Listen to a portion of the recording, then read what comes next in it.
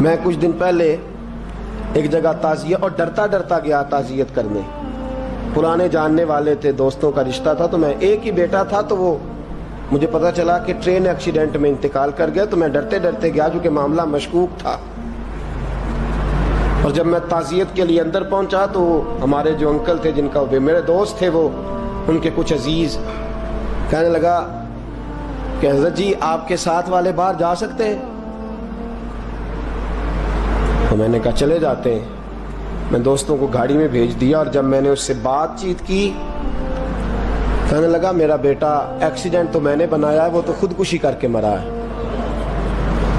شادی کے 11 سال بعد خدا نے ایک بیٹا دیا تھا, اور مجھ سے غلطی یہ ہوئی, میں نے کہا میرے بیٹے کو تکلیف کوئی نہ آئے. اس کے منہ سے جو نکلا میں نے اسے دیا, جو اس نے مانگا میں نے دیا. کہتا ہے جو شخص 16,000 مہینے کا کمائے اور بیٹے کو 40,000 کا موبائل خرید کے دے, کہتا ہے میں نے ہر سہولت اسے دی. پھر ایک امیر کی لڑکی سے یونیورسٹی میں پڑھتے ہوئے اس کا تعلق بنا. بچی کے میسج بھی میں نے اپنے موبائل, اس بچے کے موبائل میں دیکھے, اور اس لڑکے نے جو میسج سینڈ کیے وہ بھی میں نے دیکھے. پھر میں گھر پہنچ گیا, میں نے بیٹے سے منتیں کی کہ بیٹا وہ ہمیں رشتہ نہیں دیں گے, ہماری برادری بھی چھوٹی ہے اور ہمارے جیب میں پیسے بھی کوئی نہیں. پھر میں ان کے گھر گیا, بیٹا نہ مانا, اور میں نے اس شخص کو بلا کے کہا تیری بیٹی کے میسیج ہیں, خدا را خیال کر, اور تیرے تو 7 بچے ہیں, میری گود میں تو ایک ہی پھول کھلا ہے, میں کدھر جاؤں, خیال کر. اس نے کہا دوبارہ تو نے نام لیا تو ایسے کیس میں باپ بیٹے کو پھنساؤں گا کہ ساری زندگی نکل نہیں سکو گے.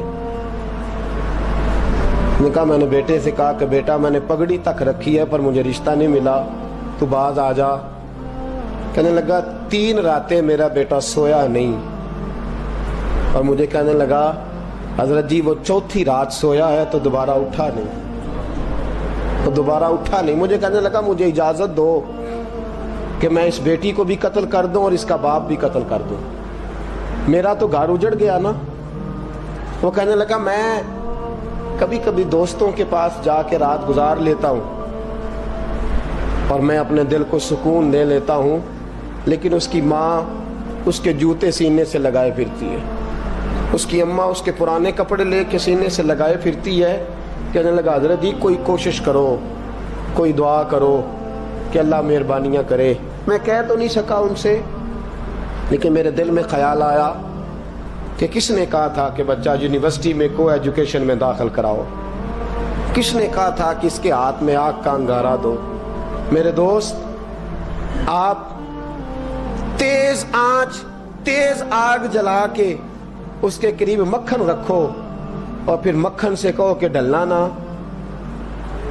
پھر مکھن سے کہو کہ پگھلنا نہ. بھئی تیز آگ قریب جلا دی اور تو کہتا ہے پگھلنا, یہ کیسا ممکن ہے؟ ہو سکتا ہے؟ بولیے نا, ہو سکتا ہے؟ لڑکا اور لڑکی کٹھے کالج میں پڑھیں, ایک کمرے میں رہیں, ایک چھت کے نیچے رہیں, ایک دوسرے کو دیکھیں, نام جانیں, فون نمبر پاس ہو, اور پھر کہنا کہ تم عشق کا چکر نہ لڑانا, کیسے ممکن ہے؟ اور بڑے سیانے بندے کہتے ہیں حضرت صاحب اعتماد ہونا چاہیے اولاد پہ. میرے نبی پاک کو اپنی بیویوں پہ اعتماد نہیں؟ عبداللہ ابن مکتوم نابینے سے ابھی آئے ہیں تو حضور نے فرمایا پردہ کر لو. حضور کو اعتماد نہیں؟ مصطفیٰ سے پاک گھر کسی کا ہو سکتا ہے؟ فرمایا پردہ کر لو, نقاب ڈالو. سونے وہ تو نابینا ہے, فرمایا تمہیں تو نظر آتا ہے نا, ڈالو نقاب. یہ اعتماد ہونا چاہیے. یہ کیسا اعتماد ہے کہ تو تیز آگ جلائے اور مکھن قریب رکھ کے اعتماد کر, یہ کیسا اعتماد ہے؟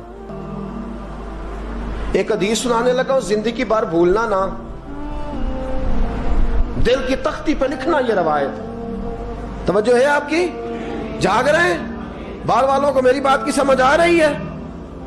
حدیث سنانے لگا ہوں, ابن حجر اسقلانی حدیث لائے ہیں. رسول پاک صلی اللہ علیہ وسلم نے فرمایا جہاں مرد اور عورت اکیلے ہوں وہاں تیسرا شیطان ہوتا ہے. یہ تو پہلے بھی سنے ہوں گے نا اتنے لفظ. اس سے آگے ہیں ابن حجر حدیث کے لفظ لائے. یا رسول اللہ صلی اللہ تعالی علیہ وسلم، مرد اور عورت اکیلے ہوں تو تیسرا شیطان ہوتا ہے؟ حضور نے فرمایا ہاں. عرض کی حضور اگرچہ وہ نیک ہو. جاگ رہے ہیں نا آپ لوگ؟ اگرچہ وہ جہاں مرد اور عورت اکیلے ہوں وہاں تیسرا شیطان ہوتا ہے. حضور اگر وہ نیک ہو لکھ لو دل کی تختی پر. میرے رسول نے فرمایا اگر عیسیٰ کی ماں مریم بھی ہو اور زکریا کا بیٹا یحییٰ بھی ہو تو میں ان دونوں کو بھی اکیلا بیٹھنے کی اجازت نہیں دے سکتا. فرمایا عیسیٰ کی ماں مریم جو رہی مسجد میں، پلی مسجد میں، جس کی پاکیزگی کا اعلان قرآن کر رہا ہے، عیسیٰ کی ماں مریم. اور فرمایا یحییٰ صرف نبی نہیں، نبی کے بیٹے بھی ہیں. زکریا بن یحییٰ. فرمایا اگر یہ دونوں بھی ہوں، ایک نبی ہو اور ایک ولی ہو، مریم اور یحییٰ بھی ہو، مریم اور زکریا بھی ہو، فرمایا میں ان کو بھی اکیلے بیٹھنے کی اجازت ہے. تو کس نیکی اور پرہیزگاری کی بات کرتا ہے؟ تو کیسا پیر ہے اس کے پاس تنہائی میں بیٹھ کے بی بی اپنا دکھڑا سنا رہی ہے؟ تو کیسا مفتی ہے؟ اٹھا کے لے جا طریقتیں شریعتیں اور جا کے سنبھال لے اپنے جبہ اور دستار میں. وہ کوئی جبہ اور دستار نہیں، وہ گند ہے. اس لیے کہ جو نبی مریم سلام اللہ علیہا کو نبی کے پاس بیٹھنے کی اجازت نہیں دے رہے، وہ پیر کس بات کی مولی ہے جو بیبیوں کو بغیر پردے کے سامنے بٹھاتا ہے؟ اور تنہا بی بی کہتی ہے میرا دکھ سن لے، کس نے اجازت دی ہے؟ اور پھر کہنا تماشا لگ گیا، سٹنڈ لگ گیا. یہ شریعت بیان کر رہا ہوں، رسول اللہ کا فرمان بیان کر رہا ہوں، اور اس سے آگے ہمیں کسی دلیل کی ضرورت بالکل نہیں ہے. اور پتہ نہیں باپ کو کہ میرا بیٹا کیا کر رہا ہے. اندھی ہے وہ ماں جس کی بیٹی سارا دن نیٹ پہ بیٹھی رہتی ہے، اس کو خبر نہیں کیا ہو رہا. اور جب آگ گلے تک آتی ہے نا، داڑیاں جب جلنے لگتی ہیں تو ہمیں خیال آتا ہے یہ کیا بن گیا ہے.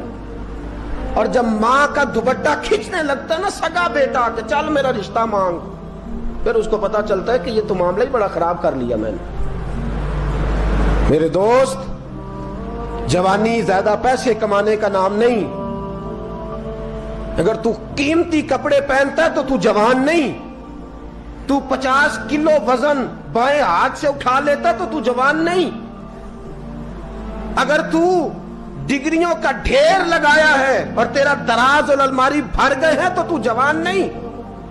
اور اگر تو نے اپنے خاندان اور معاشرے میں اونچا افسر بن کے نام کما لیا تو جوان نہیں. جوان اس کو کہتے ہیں جس کی جوانی پاکیزہ ہوتی ہے. جوان اس کو کہتے ہیں جس کی نظر جھکی ہوئی ہوتی ہے. جوان اس کو کہتے ہیں جو حیا کا پتلا ہو.